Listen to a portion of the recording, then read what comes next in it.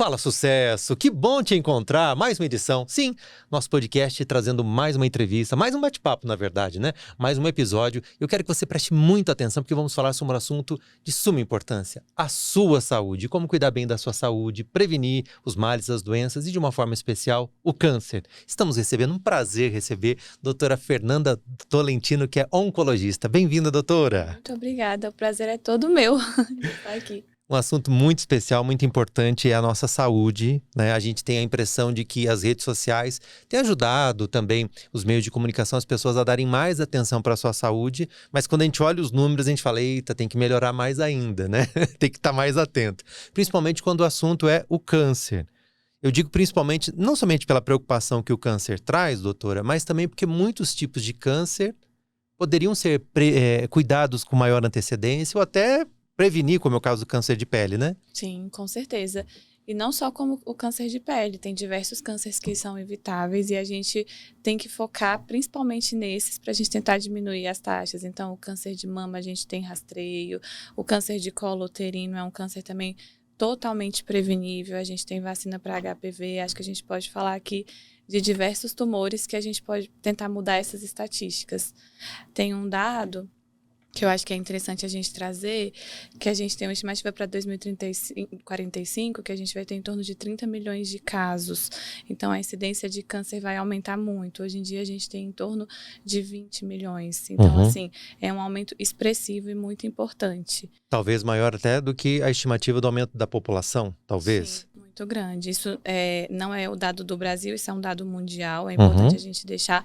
E a mortalidade também vai crescer muito. Então, a gente tem hoje em torno de 4 milhões de pessoas com câncer morrendo, que tem tumores e estão morrendo. Em 2045, a gente vai ter em torno de 7 milhões. Então, é um dado bem importante para a gente trazer. E a gente tem que reforçar, porque o canal para a gente mudar isso é justamente o rastreio e a prevenção. O que tem o maior número ainda é o câncer de pele? O câncer no Brasil? de pele não melanoma é o que a gente tem com maior número. Mas esses são tumores um pouco mais indolentes, eles levam a pouca mortalidade. Mas quando a gente fala de tumores realmente que podem levar uma mortalidade maior, aí a gente inclui tumores de próstata, mama e colo retal nessa ordem no Brasil. Próstata mais, né? Sim. Os homens precisam dar atenção, ficar atentos. Precisam dar muita atenção. Preconceito, talvez? Bastante. Eu acho que os homens têm uma tendência muito menor do que as mulheres de se cuidar. Sim. E um preconceito, como você falou, é uma profissão que, infelizmente, a urologia, que é a área que vê esse tumor inicialmente, é daí que vem a detecção dos casos, que a gente faz o exame de rastreio com PSA, com toque, e existe um preconceito por trás de tudo isso. Então, os homens acabam deixando passar e quando vem, a gente muitas vezes detecta essa doença já bem avançada. E aí o tratamento é muito mais dolorido, difícil e, às vezes, sem sucesso, né? Exatamente.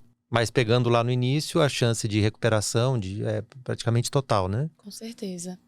Todo tumor que a gente consegue detectar num estágio inicial, os tratamentos costumam ser simples e bem eficazes. A gente consegue deixar a maior parte desses pacientes curados da doença. Então, aí que está a chave da gente mudar esse processo. E a gente fazer uma detecção inicial e precoce para a gente conseguir tratar esses pacientes e efetivar a cura aí na maior parte dos casos. Tem alguma pesquisa que ajuda a entender por que esse aumento na população?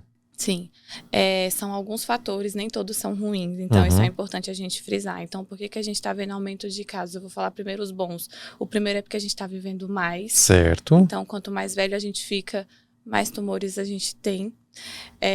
O segundo é que a gente tem exames melhores, então a gente consegue detectar melhor esses tumores. Então, esses são os fatores positivos que têm feito a gente aumentar essa incidência de casos. Porém, existem alguns outros fatores, e aí são os negativos, e eu acho que a gente está aqui para falar disso. Alimentação pior. A gente está voltando a fumar, que é uma coisa que em 2020, nos anos 2000, 30% da população era tabagista. E esse número chegou a cair para 9%. E agora, com o uso de cigarro eletrônico, esse número vem aumentando de novo. Então, assim, os nossos jovens estão aprendendo a fumar um cigarro eletrônico com a ilusão de que isso é indolente. E isso não é. É o contrário, né? É ao contrário. As pesquisas mostram duas coisas. A primeira que a gente tem que ter na cabeça tinha uma ideia ilusória de que esses cigarros eletrônicos eles eram menos prejudiciais do que o cigarro convencional. E aí a gente pensava assim, para os pacientes que já eram tabagistas, será que não seria interessante pelo menos eles trocarem um pelo outro? E assim os jovens acabaram aprendendo, isso se disseminou, a gente vê pessoas cada vez mais jovens fumando. E cada vez mais dependentes, né? Mais dependentes. Então esses cigarros eletrônicos, eles têm nicotina. E esse poder de vício faz com que eles sejam a primeira porta de entrada para eles entrarem para o tabagismo convencional, que é o cigarro convencional. Então, assim, a gente acaba aumentando o índice de tabagismo e o câncer de pulmão que a gente vinha diminuindo, voltou a ter uma curvinha ali que a gente está vendo de ascensão de novo. E aí tinha uma outra ideia ilusória que esses cigarros não causavam tumores e câncer de pulmão, o que não é correto. É importante a gente deixar bem frisado aqui duas coisas. Até lá atrás, há uns 3, 4 anos atrás, foi lançada uma nota de que a gente ainda não tinha dados suficientes para dizer que esses cigarros seriam cancerígenos. Mas hoje a gente já tem. Saiu uma pesquisa em Nova York, recente, se eu não me engano, em 2022, dizendo que os pacientes que foram expostos a esse tipo de tabagismo, eles têm tumores um pouco diferentes do cigarro convencional, mas esses tumores acontecem. E aí vem um dado pior, em idades mais precoces. Meu Deus. Então, é importante a gente entender que para a gente desenvolver um câncer, isso é uma linha de tempo. Então, a gente me falou ali agorinha que o tempo é importante no desenvolvimento, tanto é que quanto mais a gente vive, maior o risco da gente ter um tumor ao longo da vida. E para o cigarro, a mesma coisa. O dano crônico ao pulmão e aos vasos sanguíneos ali ao redor, e ao epitélio pulmonar, que é a pelezinha que recobre todos os brônquios do pulmão, esse dano crônico ao longo dos anos faz com que a gente tenha um câncer de pulmão. E a gente não tem tempo suficiente desses jovens fumando. Então, a gente ainda, na verdade, nem sabe qual é o risco real. E se talvez esse cigarro eletrônico seja muito mais prejudicial do que a gente imagine. Então, assim, a gente já tem visto os danos, imagine daqui a 20 anos. Eu não tenho dúvida, porque a indústria do cigarro, né, a mundial, mas é extremamente regulada pelos governos, pelas instituições. Tem décadas que eles precisam prestar contas e botar filtro, isso, aquilo, tal, etc.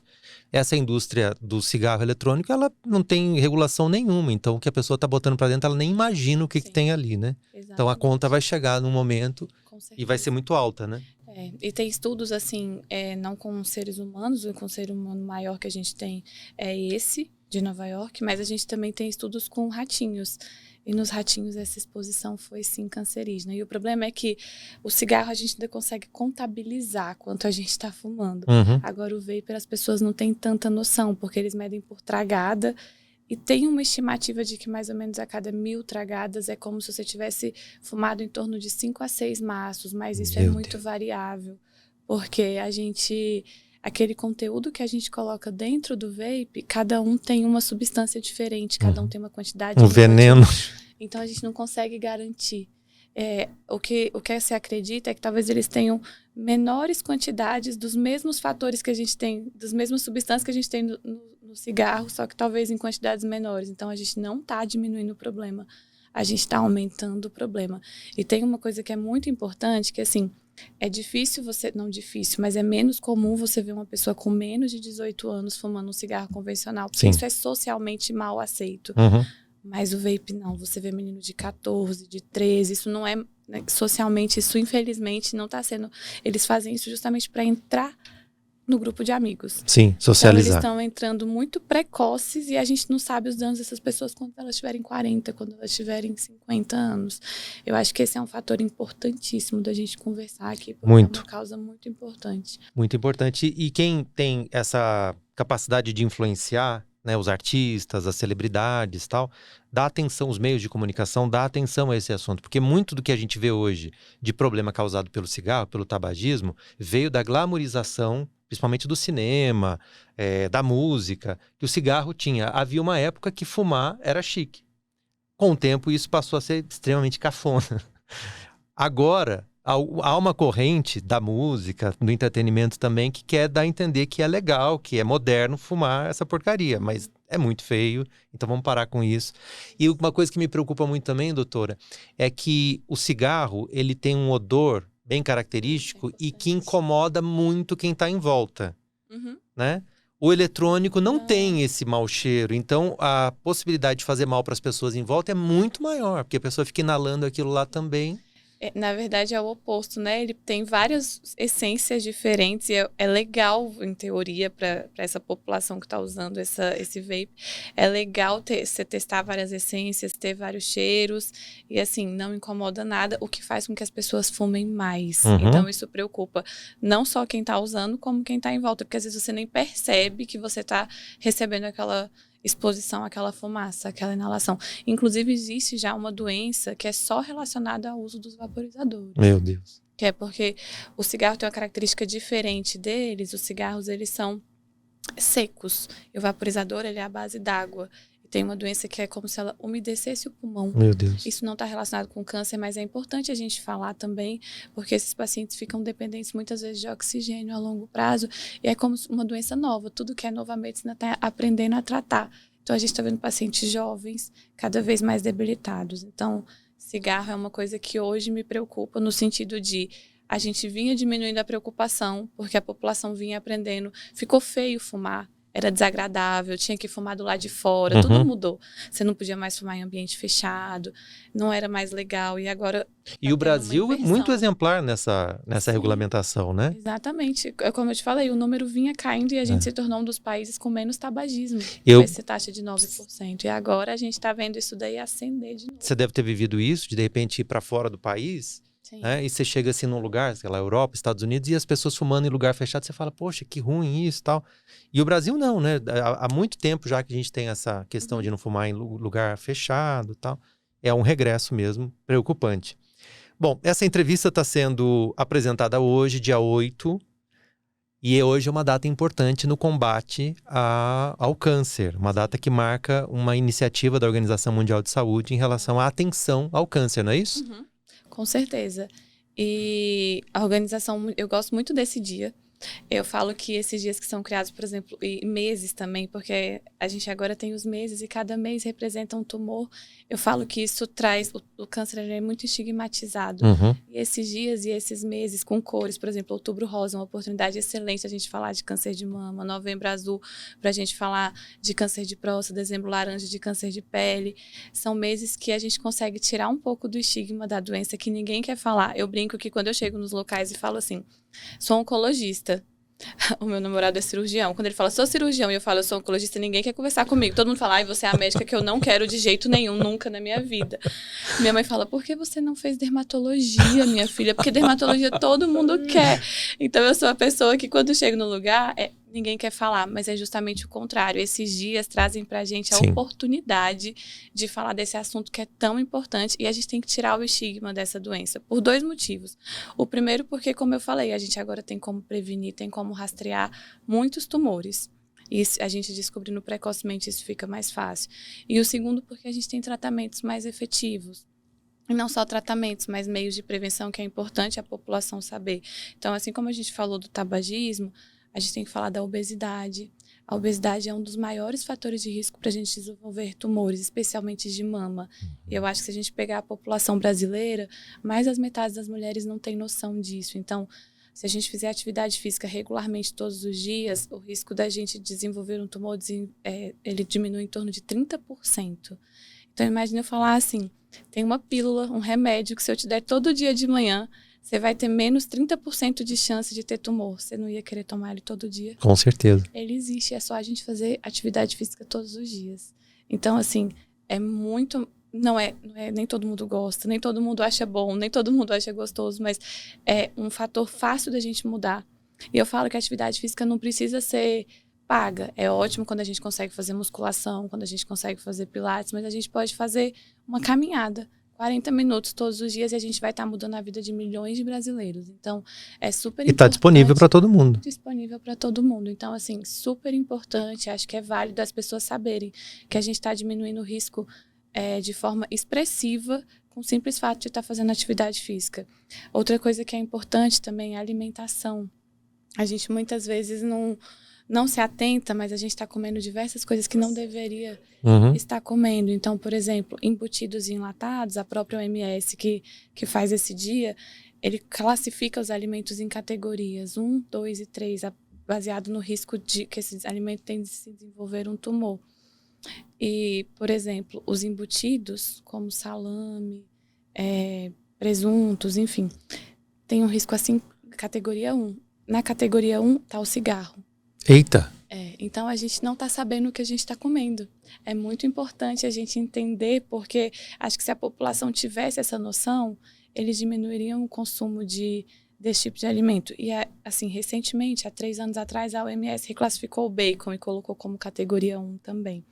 E só para não deixar, assim, todo mundo assustado, porque eu sei que todo mundo gosta de comer um hambúrguer com bacon de vez em quando, esse estudo foi feito nos Estados Unidos, que consomem uma quantidade muito grande de bacon. Faz parte Isso, da alimentação deles diária, né? Isso, não é como aqui no Brasil, mas eu acho que vale a gente repensar quem come bacon todo dia no feijão, que não é incomum eu pegar isso no meu consultório, especialmente no serviço público onde eu trabalho, quem coloca o bacon para fritar a carne, é muito importante, são mudanças pequenas. Detalhes. São detalhes pequenos e que fazem uma diferença enorme.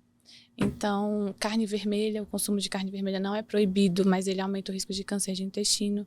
Então, a gente tem que diminuir o consumo desses alimentos. A gente tem que comer no máximo 3 vezes por semana. E a gente até brinca que é uma porção aqui do tamanho da palma da mão. E aumentar o consumo de carnes brancas, evitar alimentos industrializados. Tem um programa muito interessante que fala sobre a zona azul. São zonas no mundo que as pessoas têm altas taxas de pessoas com mais de 90 anos. E são pessoas saudáveis. E quando você vai ver o que elas fazem de diferente, basicamente elas caminham muito e elas comem bem. E comem muitos vegetais, muitos legumes, pouca carne vermelha, não comem industrializados. E aí é mais legal porque eles refizeram esse seriado depois, e eles depois que a comida industrializada chegou, então depois que o fast food chegou. E esses centenários são as cidades com o maior número de centenários no mundo. Eles começaram a morrer. Olha só. E a gente viu que essas pessoas estão vivendo menos. Uhum. Então, assim, a gente tem que entender que tá muito mais fácil a gente diminuir essa incidência do que a gente imagina com medidas do dia a dia. Então, acho que tabagismo, obesidade, alimentação, vacinação contra HPV, o principal fator de risco para câncer de colo uterino é esse. E as pessoas muitas vezes fazem o Papa Nicolau e depois não vão nem buscar o resultado. Eu vejo isso com muita frequência no consultório. Meu Deus. As mulheres fazem o exame e aí elas não vão buscar o resultado. Eu falo, e cadê o resultado do seu exame? Ah, não sei, o médico olhou. Então é importante que a gente também não pode ter... Ele nem me falou, ele nem me entregou. Às vezes esse resultado se perdeu. Então a gente tem exame de rastreio e o que previne câncer de colo de útero é o Papa Nicolau, que a gente tem disponível no SUS, a gente tem disponível no privado, e evitar a transmissão do HPV, que é o fator responsável por esse tumor. Assim, esse é um tumor 100% prevenível se a gente controlar a disseminação do HPV, e a vacina está disponível hoje no serviço público e no serviço privado para vários pacientes e várias faixas etárias. Vamos divulgar isso, importante, dê atenção, não somente meninas, deem atenção a isso, mas você também marido, você filho, você namorado também, lembra dessa importância.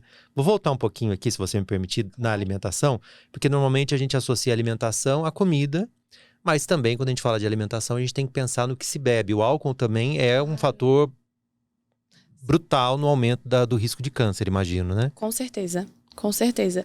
E o álcool, por ser uma droga lícita, acaba que a gente perde um pouco desse controle, assim, do quanto é razoável das pessoas se beberem. Porque às vezes chega um paciente no consultório e fala assim, doutora, mas eu bebo um vinho com a minha esposa. E o que é um vinho com a minha esposa? Uma garrafa de canção, 5 litros. É isso. Até teve um paciente que brincou comigo esses dias, que foi muito engraçado, que eu falei assim, pode tomar uma tacinha. Aí ele comprou uma taça de 750 ml, que cabe quase a garrafa inteira. Aí ele tirou uma foto, ela, doutora, olha o tamanho da taça que ele comprou. Eu falei, não é essa taça que eu autorizei. Então, sim, o álcool é um fator de risco. Sabido, eu acho que a população tem uma instrução, assim, razoável sobre isso. E o álcool, numa pequena quantidade, 1 vez por semana, 2 vezes por semana, evitar bebidas destiladas, a gente, assim, considera razoável. Mais do que isso, ele vira fator de risco para diversos tumores. Então, assim, álcool em excesso, câncer de esôfago, câncer de pâncreas, câncer de intestino, todos eles estão relacionados. Então, a gente realmente tem que tomar bastante cuidado. Refrigerantes. Refrigerante e açúcar. Então, açúcar a gente nem falou na hora lá da alimentação, mas é super importante a gente deixar que o açúcar a gente tem que evitar ao máximo. Eu brinco com os pacientes que é assim, ó, plantou chocolate, nasce chocolate. Não nasce chocolate, você não pode comer à vontade. O que você planta e nasce é o que você pode comer à vontade. Olha que legal essa regra. Eu acho que é um jeito simples da gente falar quando a gente está principalmente trabalhando nível SUS, mas é importantíssimo a gente estar falando disso.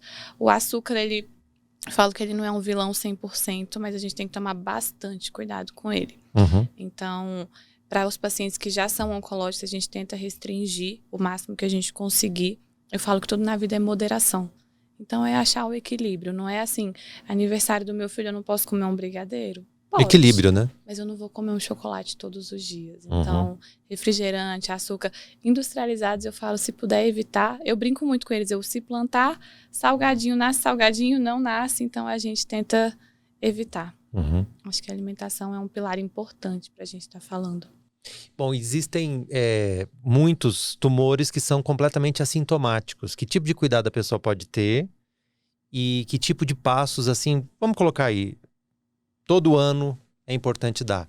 Tá, então vamos lá. Na verdade, quase todos os tumores iniciais são assintomáticos. Então, isso é muito importante a gente saber. A maior parte dos pacientes que são diagnosticados com cânceres bem iniciais, eles não vão sentir nada. Então, você falou um ponto muito importante. Porque não é incomum eu pegar um paciente e falar, mas eu não tô sentindo nada. Como é que você quer me convencer que isso aqui é um tumor? Uhum. Então, e é nesse ponto que eu quero descobrir. Porque existe uma coisa que acho que é importante todo mundo saber. É que existe, antes da gente falar quais são os exames, a gente entender um conceito. Existe rastreio e existe prevenção, que são coisas diferentes. Acho que a população às vezes não se confunde nesses conceitos. Prevenção é quando a gente faz medidas que vão evitar que aquilo ali aconteça. Uhum. Então, quando a gente faz atividade Eu mudo a física, minha alimentação, eu tô prevenindo. Isso. Eu tomo a vacina do HPV. Eu tô Uhum. prevenindo um câncer de colo uterino, que é um câncer totalmente prevenível. Agora, câncer de mama, por exemplo, não é um câncer 100% prevenível, mas ele é rastreável. Uhum. E o que é rastreável? Eu tenho exames diagnósticos que eu posso fazer mais precocemente, ou anualmente, ou com alguma rotina. E assim eu consigo pegar esse tumor no início. Então, a união dos dois é a perfeição pra gente. Vê se essa ideia faz sentido. Uma pessoa que previne faz o rastreio. É exatamente isso. Nem sempre quem faz o rastreio está É prevenindo. isso. Ponto. É isso? O rastreio é uma prevenção, exatamente isso, mas ela não é completa. Uhum. A gente tem outras. Se eu fizer tudo errado, mas rastrear, não vai adiantar de muita coisa, eu só vou descobrir que eu tô com um negócio lá. Exatamente. Então o importante é prevenir e também, dentro da prevenção, rastrear. É isso? Exatamente. Exatamente. A associação dos dois vai fazer a gente mudar essas taxas. E aí, respondendo a sua pergunta do rastreio, acho que a gente pode dividir em homens e mulheres, porque aí fica mais fácil. E hoje a gente tem os tumores que a gente consegue rastrear. Então, mama, que a gente consegue fazer mamografia para as mulheres, com a recomendação da gente fazer anual ou bianual pelo Ministério. A gente consegue rastrear câncer de colo uterino, então com o Papa Nicolau, que a gente também tem que fazer a partir do início da vida sexual das meninas até os 65 anos, 69, a gente indica que esse exame seja feito. Colonoscopia para todas as mulheres acima de 45, esse é um tumor que a gente tem que conversar também, porque câncer de intestino, diferente dos outros tumores, é um câncer que vem crescendo na população jovem. Então, apesar da incidência do câncer de intestino não estar aumentando de forma gritante, na população mais jovem, sim. Então, ontem eu atendi uma menina de 22 anos com câncer de intestino. Então, a gente tem que conversar sobre isso, é importantíssimo. Então, a partir dos 45, o guideline tem discutido até da gente fazer com 40 anos, justamente para tentar pegar essas pacientes mais jovens. E falando um pouco sobre esse câncer, algumas pessoas conhecidas, algumas celebridades nos últimos dias apareceram, estão na luta, né, para vencer esse tumor. Então passa também a impressão para a gente que ele tem aumentado exponencialmente em relação a outros dentro da população brasileira, né? Com certeza, é importantíssimo a gente falar dele, e ele possivelmente está relacionado muito à alimentação. E por isso que eu frisei tanto no início, porque o que a gente tem feito diferente do que os nossos pais faziam e que tinham menos é se alimentar pior, um estilo de vida pior, com menos atividade física. Então, É por isso que é tão importante. E aí a gente agora tem o rastreio, que é a colono, que antes a gente não fazia com tanta frequência, é importantíssimo a gente fazer. O câncer de intestino tem uma formação diferente dos demais, que ele começa com um pequeno pólipozinho, e esse pólipo vai se transformando até virar um pólipo maligno. Então, se a gente pega ele num pólipozinho que ainda estava numa fase antes da transformação, a gente não precisa fazer nada. O próprio exame já trata. Na coluna, ali já tira, né? E já se resolve. Então, é Uhum. super importante fazer. E o exame de pele é super importante passar no dermatologista. A gente negligencia isso. Nós somos um país que tem um clima com bastante sol, um país quente. Então, assim, a gente realmente precisa ter cuidado com essa exposição e passar no dermatologista anualmente, especialmente se já teve caso de câncer de pele na família, ou você mesmo já teve algum pequeno tumorzinho, que mesmo que você olhe e fale, era um tumor que era um pouco menos agressivo, é super importante a gente fazer esse rastreio. Acho que aí a gente compreende os principais exames e procedimentos para as mulheres. Uhum. E para os homens, acho que vale falar da colonoscopia, que serve para igual, então para prevenir câncer de intestino. E a gente também fala da próstata, que é o que a gente começou falando. Infelizmente, os homens acabam diagnosticando, as mulheres têm uma tendência maior a ficar se autoexaminando, a ir ao médico. O homem não, ele prefere esconder quando ele está doente. Então, super Cultural, importante, né? Passar no urologista. Existe uma discussão hoje se faz PSA ou TOC ou os dois, mas é importante que você passe no urologista, discutir com ele o melhor método e aí você fazer essa prevenção. Tomografia, assim, exame de imagem também é efetivo? Tomografia a gente não usa como rastreio. Uhum. Então, a gente não faz tomografias para todo mundo. Existem situações bem específicas que eu acabei não pontuando porque elas são isoladas. Então, para pacientes tabagistas que não conseguem parar de fumar de forma alguma, a gente pode fazer uma tomografia de rastreio que a gente chama tomografia de baixa dose. Mas o ideal não é fazer tomografia, o ideal é parar de fumar. Agora, para a população no geral, não. A população geral não tem indicação de fazer exame de imagem assim de rastreio. Uma coisa que vem se discutindo é que existe uma bactéria no estômago chamada H. pylori, e se você entrar no site da Organização Mundial da Saúde, colocar lá causas de tumor, causas externas, H. pylori é o primeiro vírus. Aí quando você põe virais, H. pylori é o primeiro vírus. E aí é importante a gente não alarmar. H. pylori é muito comum e 90% das pessoas que têm H. pylori vão ficar ótimas e não vão ter tumor. Mas é super importante a gente saber disso. Porém, a gente tem tido uma tendência a discutir se não vale a pena fazer endoscopias mais seriadas para esses pacientes, uma vez que isso sim pode ser um fator de risco e não significa que o paciente vai desenvolver, mas pode ser um fator de risco futuro. Mas isso é uma coisa que a medicina ainda vem estudando. A gente não consegue dizer que ele é um exame de rastreio efetivo hoje. Então seria isso. Durante muito tempo, o diagnóstico de um tumor era para a pessoa a sentença de morte. Sim. Né? Não somente pela falta de conhecimento, questão cultural, mas também a medicina avançou, felizmente, muito nessas últimas décadas. Mas havia uma época, principalmente aqui no Brasil, que uma pessoa que dizia que estava com câncer, ela já tinha a sensação de que a sentença de morte já estava decretada. A gente sabe que não é assim. Algumas pessoas tinham até, lá na minha região, evitavam falar a palavra porque, tá com aquela doença, tal, enfim. Como mudar isso e que tipo de acolhimento, que tipo de apoio, que tipo de ajuda emocional, inclusive, que a gente pode oferecer para quem recebe essa notícia e está nessa luta? Eu até comecei falando disso, é uma doença muito estigmatizada ainda. Não é comum a gente dar o diagnóstico e o paciente começar assim a mudar as perspectivas futuras de vida dele. Então ela fala assim, eu queria ter um filho, agora eu não vou mais ter, eu queria fazer tal coisa, eu queria passar num concurso ano que vem, agora eu vou parar de estudar. E é muito importante a gente entender que a medicina avança, e avança rápido. Então eu até brinco que de quando eu terminei oncologia na minha residência lá em São Paulo para agora, câncer de pulmão, o tratamento mudou quase que 100%. Então eu tô dando um exemplo isolado, mas assim, a medicina, graças a Deus, tem avançado e ela tem entendido como tratar os tumores. Eu falo que cada vez mais a gente entende um pouquinho mais da doença. E entendendo mais, a gente trata melhor. Então, acho que são dois fatores que tem que tranquilizar os pacientes. Um é, a gente tem cada vez tratamentos melhores. E 2, a gente tem cada vez mais tecnologias e recursos que fazem com que a gente consiga detectar mais precocemente. Então, no geral, essas pessoas vão ficar bem. Do ponto de vista psicológico, eu falo que isso é muito individual. Cada um reage de um jeito. Eu tenho pacientes que ficam caladas quando recebem a notícia, não expressam nenhum sentimento, nenhuma emoção, mas no fundo aquilo é um sofrimento intenso. E outras que desabam de chorar. Então, assim, é importante o acolhimento da família, é importante a gente falar sobre o tema, e por isso que a gente fica tão feliz quando é convidado. Eu brinco assim, nossa, que bom que estão chamando um oncologista para falar, porque a gente nunca pode falar sobre isso. Então é importante a gente falar, e é importante a gente entender. Eu brinco que, eu falo para os meus residentes assim, o nosso consultório de oncologia, 90% dele é feliz, a gente não tem que se apegar aos casos ruins, porque a gente hoje cura muita gente, então a gente só tem que tentar mudar um pouco o estigma dessa doença. Genética, fator genético, fator familiar, como é que isso influencia? Também é uma sentença do tipo, ó, alguém da família tem, eu vou ter, como é que é isso? Não é? E esse assunto é muito interessante. Acho que esse assunto veio para a mídia com a Angelina Jolie. Uhum. Ela jogou isso pra gente e foi ótimo. Eu achei aquilo maravilhoso.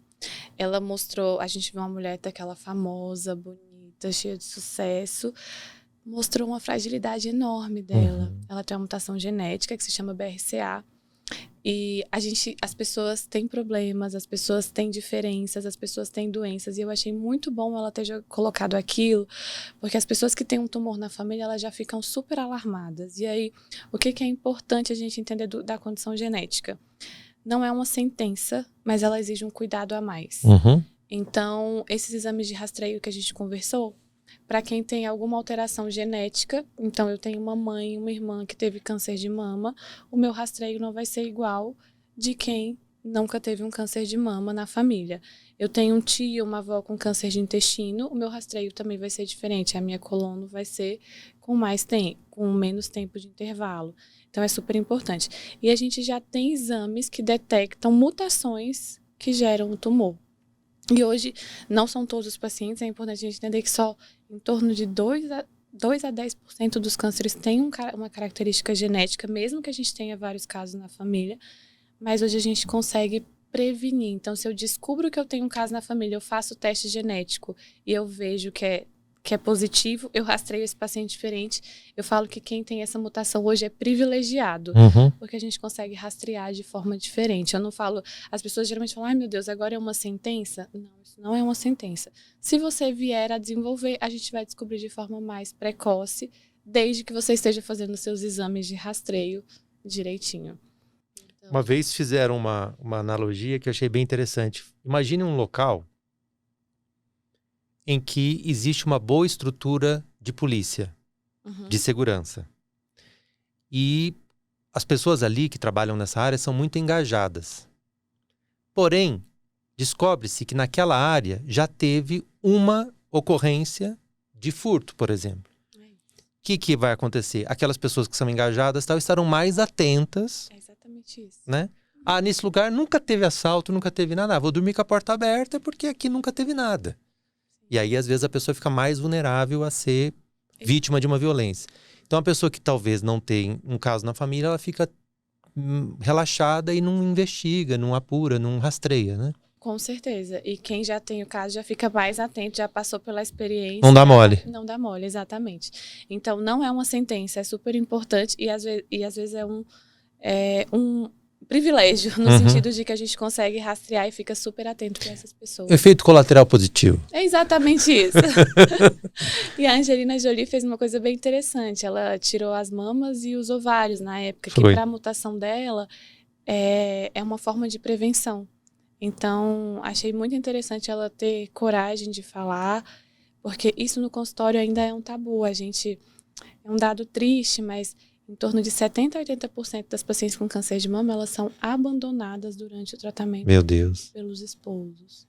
Aconteceu, não era câncer de mama, mas aconteceu com a Preta Gil, né? Exatamente. Viveu um divórcio no meio do tratamento E de aí câncer. a gente volta para aquele assunto do aspecto psicológico. E aí, onde está o psicológico dessa pessoa? Meu Deus. Imagina como fica. Então, é apoio familiar, é o médico em cima. Eu brinco com os meus pacientes que eles viram meus filhos. Eu falo assim, eu ganhei mais um filho adotivo. Eu sempre falo, meu filho mais velho tem 98 anos hoje em dia. Então, porque é isso, eu acho que a gente tem que estar acolhido, é a equipe toda junta, equipe multidisciplinar em cima, família em cima, para não acontecer esse desgaste psicológico tão intenso, que eu falo que a gente não consegue tirar, mas a gente consegue diminuir. Parabéns pelo seu trabalho.